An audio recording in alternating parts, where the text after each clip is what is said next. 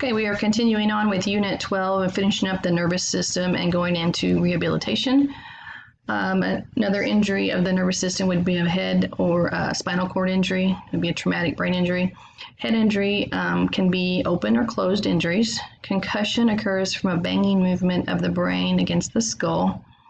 A traumatic brain injury, or they're often referred to as a TBI, is from a violent blow or jolt to the head that causes permanent damage to the brain. And TBI can cause permanent disability. Damage to the spinal cord causes paralysis to the area below the, Spinal cord injury, cut or damage causes paralysis. The higher the injury, the greater the loss. So a paraplegia has loss of function of their lower body and legs, where a quadriplegia has a loss of function to the upper and lower extremities. So the damage to the spinal cord causes paralysis to the area below the level of injury. So somebody who has had a spinal cord injury that's in the cervical spine, which is up in the neck, is going to have quadriplegia. And if it's lower, maybe in the lumbar region, but then it's most likely going to be paraplegia. Rehabilitation is to restore. The purpose of that is to restore a body to its highest level of function possible. That's chapter 25 in your textbook. We use holistic care, rehabilitation does, which means we treat the whole person, their mind, body, and spirit. Factors that affect progress in rehabilitation: how soon rehab is begun, pre-existing diseases or injuries, overall motivation, type of facility, combined efforts of staff, family, and friends, attitude of the rehab team, consistency in the care plan. Rehabilitation team consists of the doctors. There is a physiatrist, is a doctor who specializes in rehab. Nurses are on the rehab team, physical therapy, speech, language pathologists, and occupational therapy, social workers, discharge planners, nurse assistants, family and friends, and the resident. Most important member, of course, is the resident. Care plan is based on goals for restoring and maintaining function. Restorative care is ordered when a rehab is no longer an option. So if we've done all we can do to improve or get them back to their normal functioning, and then we go to restorative, which means we maintain where they're at. We don't want them to lose anymore, and that's considered restorative care. So it maintains functioning, improves quality of life, and increases independence. Restorative care includes programs like elimination, help with range of motion, positioning, mobility and ambulation, transferring, grooming, eating and drinking, splints and braces, and communication. So sometimes to keep them where they're at and from deteriorating, they may have orders that they need range of motion exercises. They may have orders that they need to be mobile and walk the hallway a couple times a day. It may just say that they need help with transferring so they don't fall. Those kind of things is what they're talking about to restore or for restorative care. Promoting independence is encouraging independence, has positive effects on self-image, attitude, and abilities. Residents should do as much as they can for themselves, regardless of how long it takes and how well it is done. It's sometimes when you're in a hurry, you want to take in and do it over for them just because you're in a hurry, but it's best for them to do what they can for themselves and be patient. Independence helps with their self-esteem.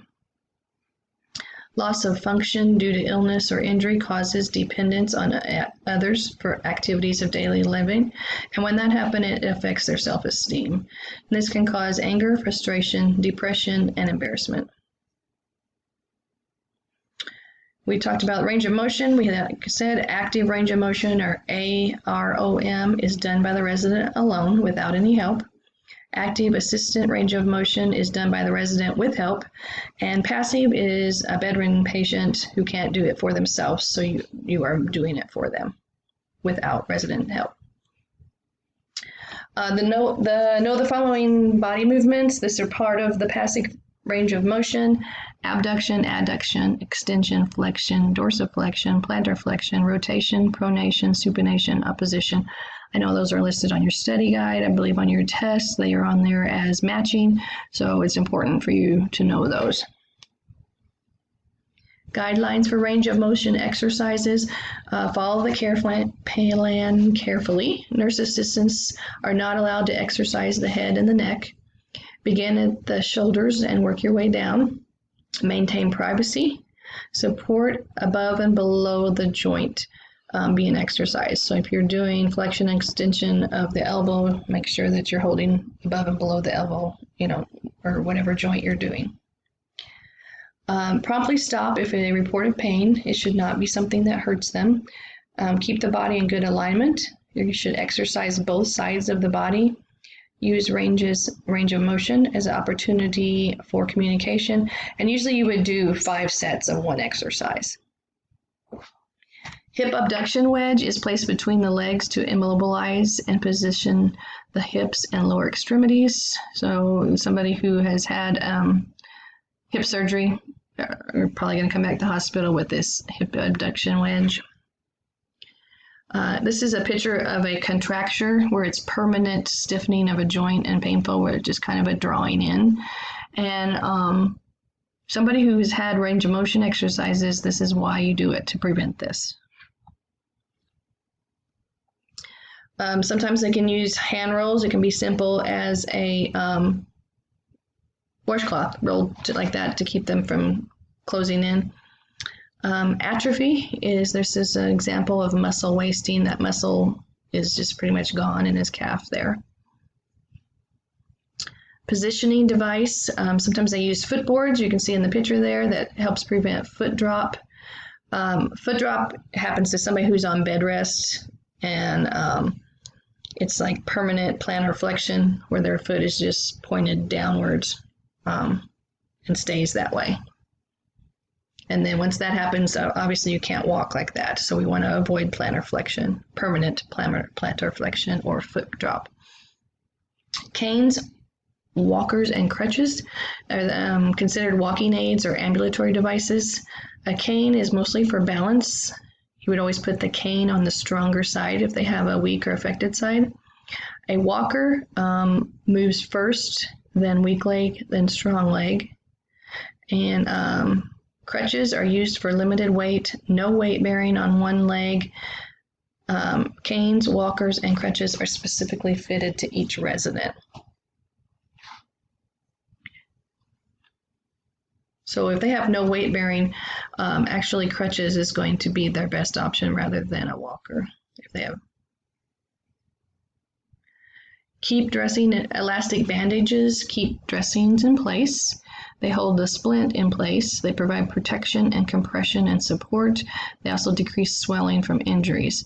Elastic bandages should be wrapped distal to proximal. So if you're wrapping a foot, you would start at the toes and go up. You should make sure they are smooth and wrinkle-free. And that is it.